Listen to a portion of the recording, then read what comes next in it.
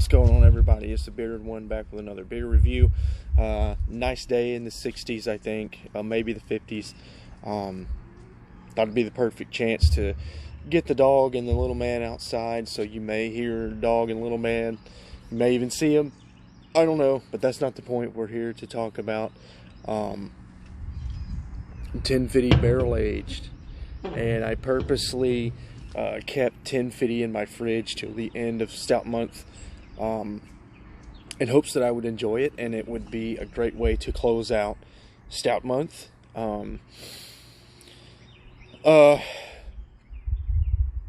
so 1050 barrel aged is supposed to be Oskar Blues version of Bourbon County Stout. Now obviously they're not trying to be Bourbon County Stout. They have their own recipe, their own formula, obviously, but it is a bourbon barrel aged imperial stout, just like Bourbon County is.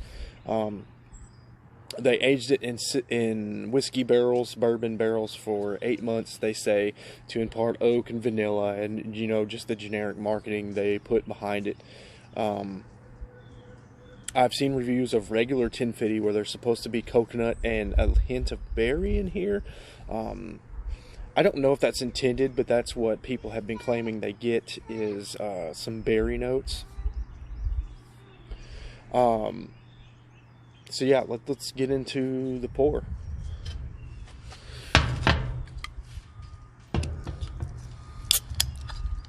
Excuse me if I look off camera. I'm just monitoring little man.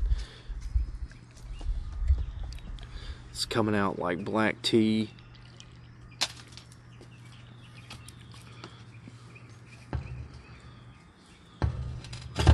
I was hoping for a thick, creamy head.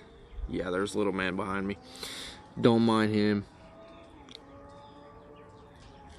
I was hoping for, you know, I was hoping for a bigger head here. I'm brain farting all over the place. But as you see, we get like half an inch of head here. More of a frothy kind of, foamy kind of head versus, you know, creamy or bubble-like. There's definitely a lot of action going on in here. A lot of bubbles going on. This beer is also 10%, no, it's 12.5% ABV, so it's definitely not meant to be sessionable. Yeah, it's black. It looks like a stout, and it's got coffee presence like a stout. You know, what more can you say about this? So very sweet aroma. I am getting like a dried fruit, berry-like aroma.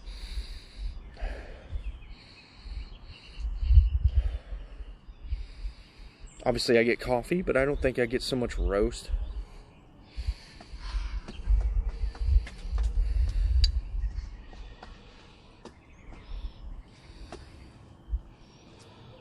Hi, Daddy. Hey, buddy. You'll have to excuse him. I'm distracted. What was I saying? Oh yeah, aroma. So I definitely get the berry. That there's like almost a sharp tartness to the berry on this thing. I get the coffee, obviously.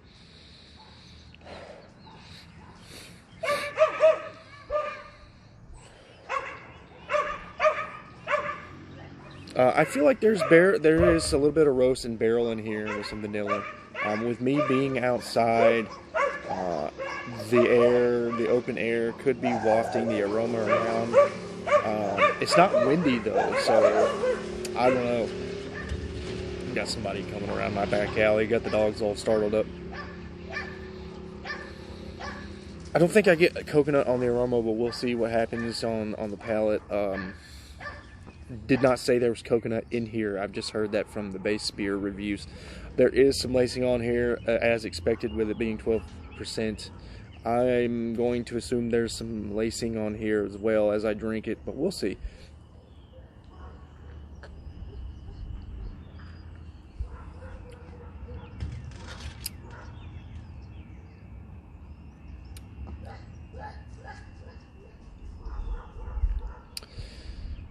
There's a lot going on in here. This is a tasty beer. I'm really glad that I saved this for the end of Stout Month. I definitely understand why this is sought after, at least the 10 Fidy base beer.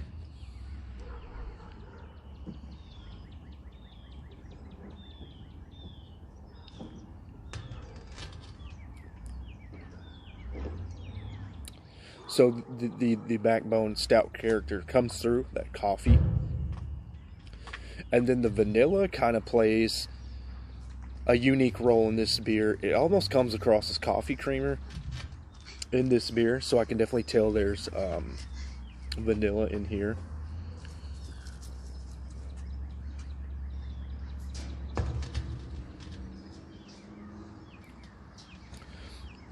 Tons of dried fruit in here, tons of berry. Yeah, I don't think whatever people are getting as far as coconut wise in the base beer, I don't find it in the barrel aged anyways. And I've never had the base beer, so I don't have any direct experience to compare. But I'm definitely getting tons of dried fruit in here, more on the berry side, you know, dark fruits. Not so much raisiny though. I'd be interested to know what kind of yeast they use. I'm getting kind of a bubble gummy thing going on that I tend to get in like my Belgian quads and doubles.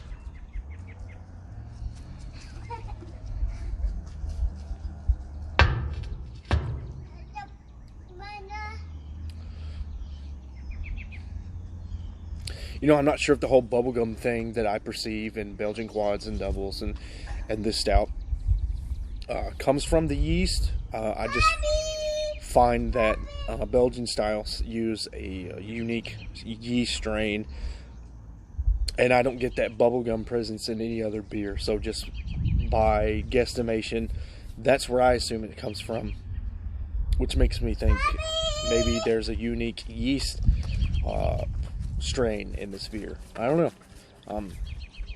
I'm really loving the body on this thing. Tons of viscosity here. Vivacious beer, if that's even a word.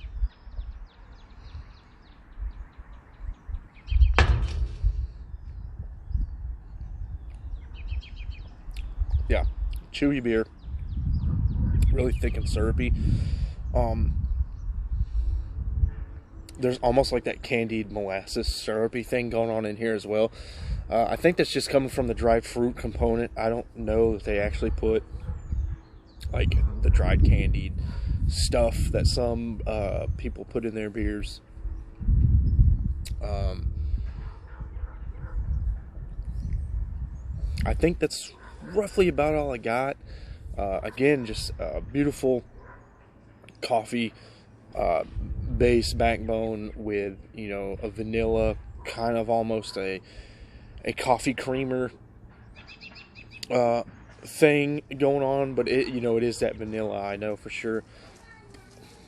And then kind of the feature of this beer is that dried fruit berry component that for me is just the star of the show and kind of takes over mid sip, and you just enjoy it all the way through.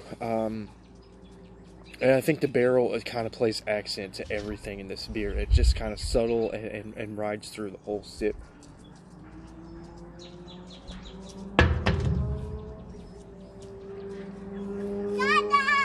Yeah. I'm going to wrap it up here. Hopefully little man doesn't spray me like he's doing. Puppy. He's trying to do.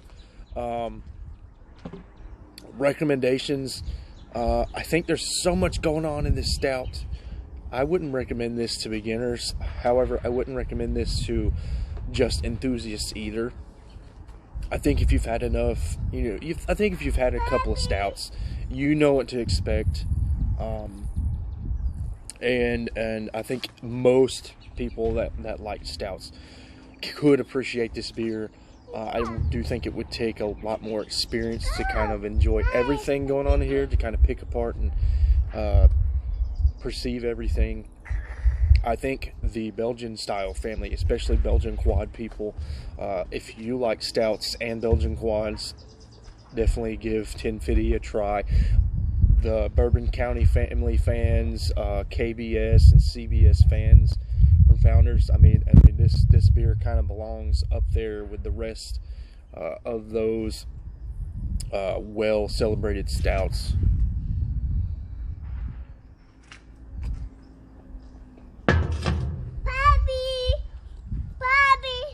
As far as the grade goes, I add before I grade this thing, I forgot to mention the 12.5% is just a little hot. There's a little bit of booziness going on in here, but it's so masked really well as far as how it goes down. It sits in the stomach. No chest warming, no stomach warming, none of that. So, you know, when you taste it on the palate, you're going to tell it's 12.5%. Well, not 12.5%, but you're going to tell that it's a high ABV beer, but it doesn't feel like it going down. And that's a plus. And then I thought I caught it as I was fixing to get ready to grade.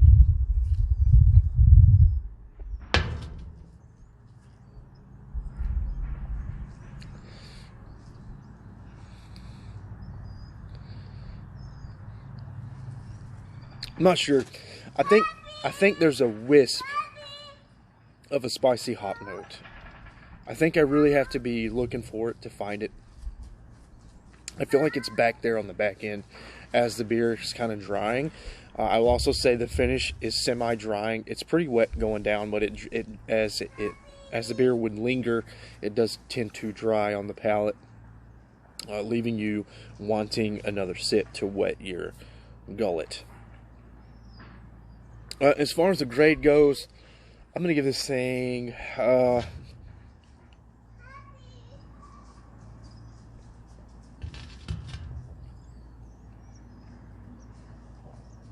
going to give this thing a 4.5 out of 5.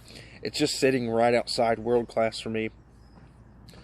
I think the dried fruit, bubblegummy, Belgian-y quad thingy going on makes it feel a little out of style for me. You know, I know there's a lot of people out there that say screw the BJCP beer categories, you know, a beer is a beer, and I wholeheartedly agree with you. However, I do like to understand and be able to wrap my head around what I'm drinking as well. So it just feels a tad out of style. Not saying it is out of style. I'm not a BJCP judge.